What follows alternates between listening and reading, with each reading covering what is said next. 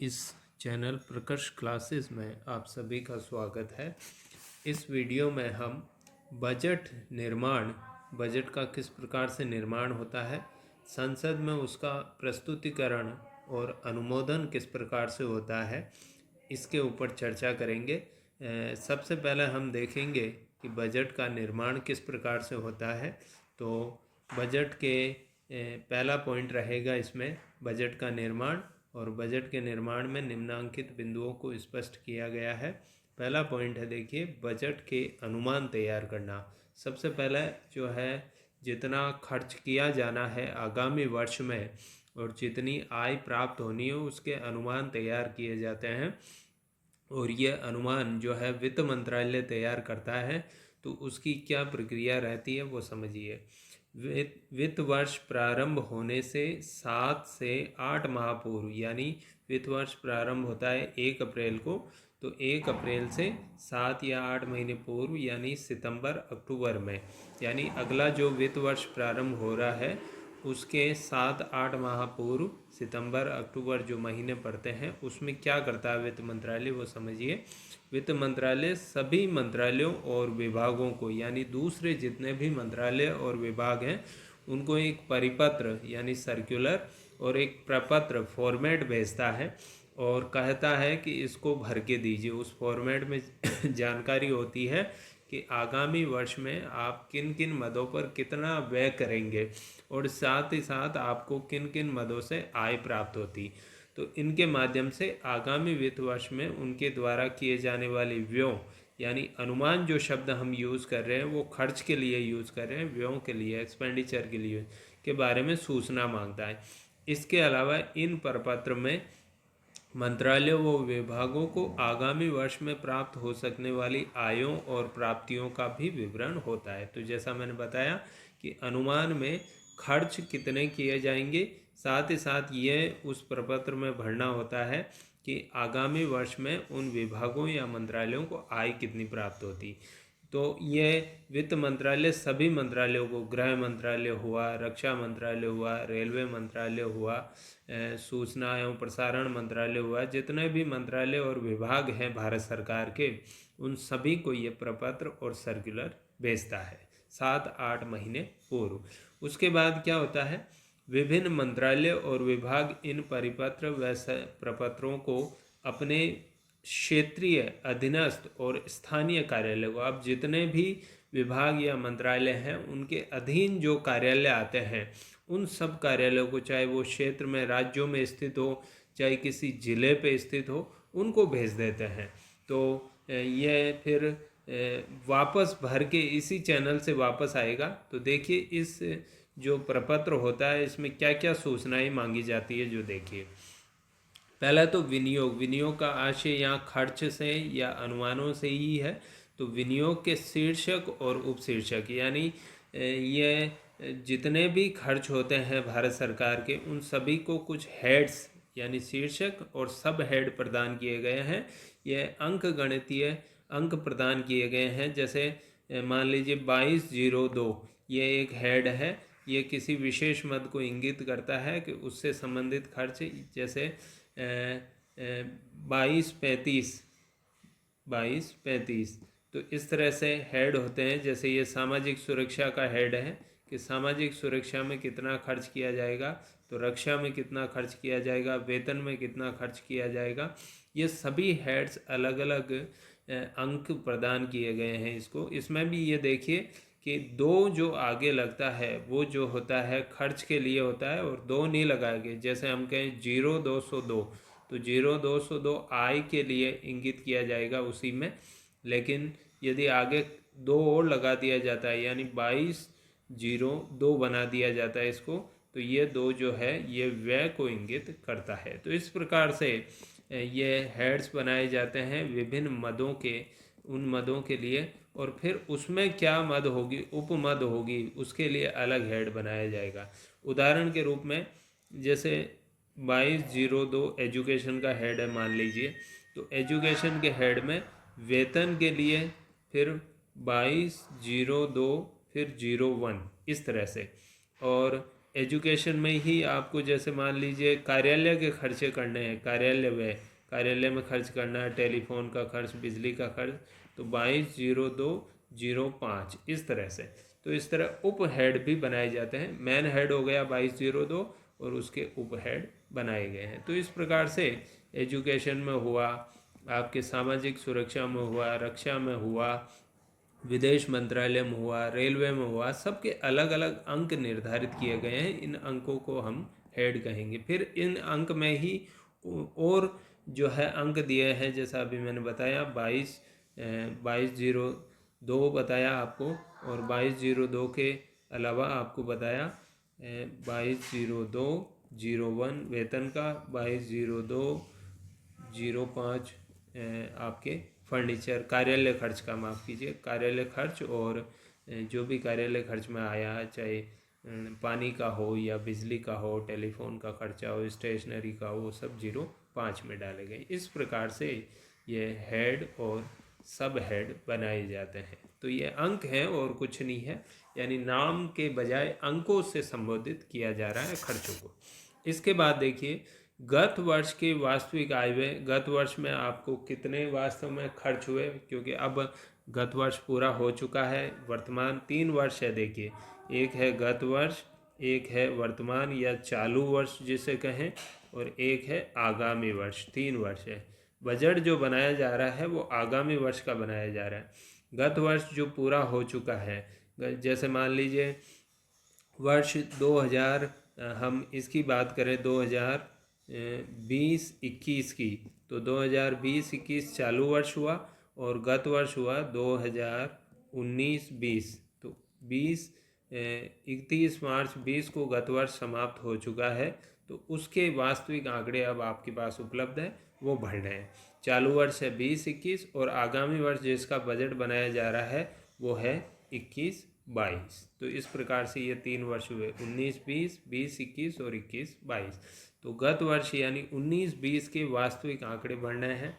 चालू वर्ष हुआ आपका 20-21। तो 20-21 के स्वीकृत अनुमान, यानी 20-21 के लिए आपको कितना खर्च करने का जो है स्वीकृति प्राप्त हुई है, और कितने खर्च आप कर चुके हैं, कितनी आय आपको प्राप्त होनी है, इससे संबंधित जितने भी अनुमान है वो भरने हैं। चालू वर्ष अभी चल रहा है।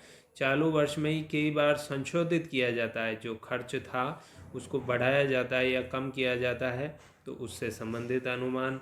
और आगामी वर्ष के बजट अनुमान ये महत्वपूर्ण है सबसे। आगामी वर्ष यानी 21-22 में आप कितना खर्च करेंगे और कितनी आय आपको प्राप्त होगी, इसके अनुमान भरने हैं।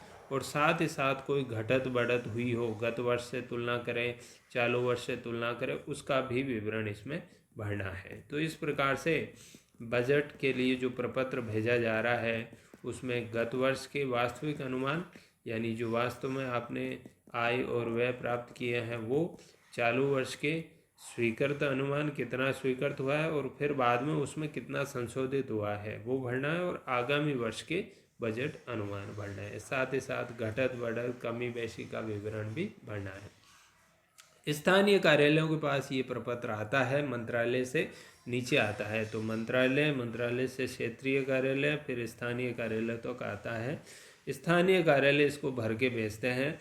तो स्थानीय कार्यालय भरकर अपनी विभागाध्यक्ष होता है कि जिसे कहें हेड ऑफ द डिपार्टमेंट, यानी जो जिस प्रकार का ऑफिस है उन सब का एक हेड क्वार्टर जो होता है वो, उसको जैसे मान लीजिए वित्त मंत्रालय खुद की बात करें तो वित्त मंत्रालय में आयकर के लिए एक विशेष कार्यालय है, आयकर का एक अलग से विभागाध्यक्ष होता है। तो आयकर के जितने भी कार्यालय हैं देश में, चाहे वो जिले स्तर पर हो, चाहे आपके राज्य स्तर पर हो, वो सब के सब भर के अपने आयकर का जो सेंट्रल डायरेक्ट टैक्स बोर्ड है उसके, ये आयकर का हेडक्वार्टर है, इसके पास भेजा जाता है। तो इस प्रकार से सभी कार्यालय जो है अपने अपने विभागाध्यक्ष को, जो स्थित है प्राय दिल्ली में राजधानी में, उसको भेजते हैं।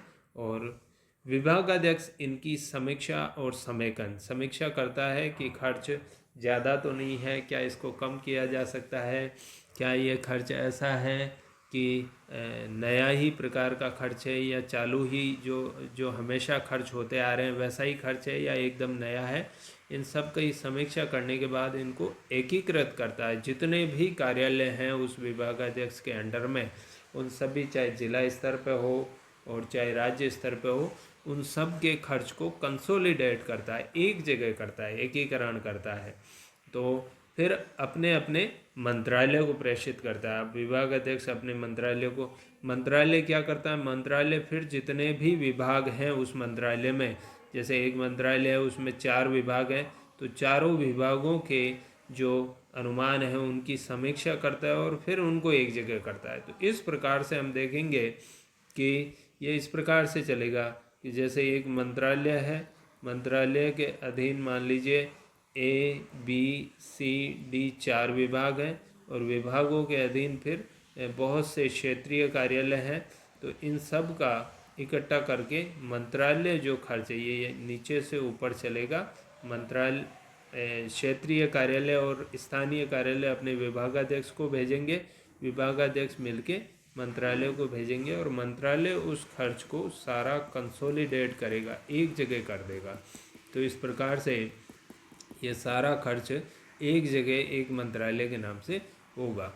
आगे देखिए, फिर वित्त मंत्रालय के पास जाएगा ये, तो वित्त मंत्रालय को प्रेषित कर देगा मंत्रालय। अब वित्त मंत्रालय इन अनुमानों में, इन प्रपत्रों में क्या करता है, जो देखिए, वित्त मंत्रालय द्वारा अनुमानों की समीक्षा की जाती है, फिर सभी को एक जगह और एकत्रित किया जाता है। वित्त मंत्रालय अब सारे मंत्रालयों का एक जगह एकत्र करेगा और आय के स्रोतों का अनुमान लगाएगा कि आय कहाँ कहाँ से प्राप्त हो सकती है। तो सभी विभागों और मंत्रालयों से प्राप्त अनुमानों की वित्त मंत्रालय समीक्षा करता है, स्क्रूटनी करता है कि क्या ऐसे खर्च हैं जो ज़्यादा हैं, उनमें कटौती की जा सकती है क्या। और इस कार्य में वो AG ऑफिस जो होता है, अकाउंट जनरल जो ऑफिस होता है, महालेखाकार कार्यालय, उसकी भी सहायता लेता है। और इसके बारे में हम आगे और पढ़ेंगे, महालेखाकार कार्यालय के बारे में। और फिर वित्त मंत्रालय द्वारा अनुमानों की समीक्षा के दौरान क्या ध्यान रखता है वित्त मंत्रालय, मितव्ययता यानी खर्च कम से कम हो, उसके परिणाम ज़्यादा निकले, कार्य कुशलता, उस खर्च की उपयोगिता, सरकार के नियम क्या हैं, संसाधन कितने हैं, वास्तव में धन उपलब्ध है कि नहीं है, ये भी देखा जाता है। क्योंकि ये देखिए, कार्यालयों और मंत्रालयों और विभागों की ये प्रवृत्ति रहती है कि वो अपने लिए ज़्यादा से ज़्यादा बजट प्राप्त करना चाहते हैं।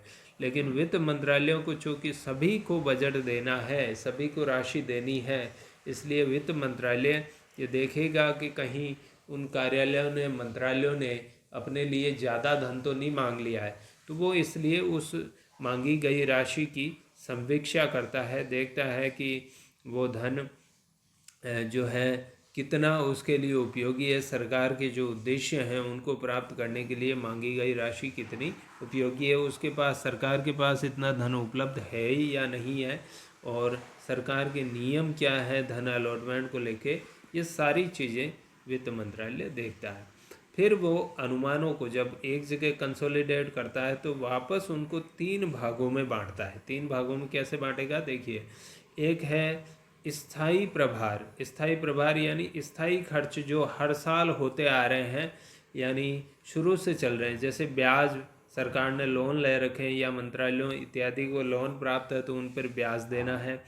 मंत्रालयों के, विभागों के जो कर्मचारी कार्यरत हैं उनको वेतन देना है। आम जन को, किसानों को इत्यादि को, उपभोक्ताओं को सब्सिडी देनी है। और सामान्य सेवाएं, जो सेवाएं वो प्रदान कर रहा है उससे संबंधित जितने भी खर्चे हैं, जैसे टेलीफोन का खर्च हुआ, बिजली का खर्च हुआ इत्यादि, तो ये कुछ खर्च हैं जो स्थायी टाइप के हैं, ये हमेशा होते रहते हैं, इनमें थोड़ी सी राशि बढ़ती है और ये चलते रहता है। फिर उसके बाद है चालू कार्यक्रम और योजनाएं। सरकार के जितने भी कार्यक्रम या योजनाएं चल रही है, जैसे उदाहरण के रूप में शुरू से काफ़ी समय से चल रही, वो जैसे मनरेगा चल रही है आपकी, तो मनरेगा का खर्च देना ही देना है, ये बंद हुई नहीं है, चल रही है, हर वर्ष इसमें खर्च हो रहा है। तो इस प्रकार की जितनी भी सरकार की योजनाएं हैं, जैसे प्रधानमंत्री आवास योजना है, तो इस प्रकार की जो योजनाएं चल रही हैं उनके ऊपर खर्च करना ही करना है।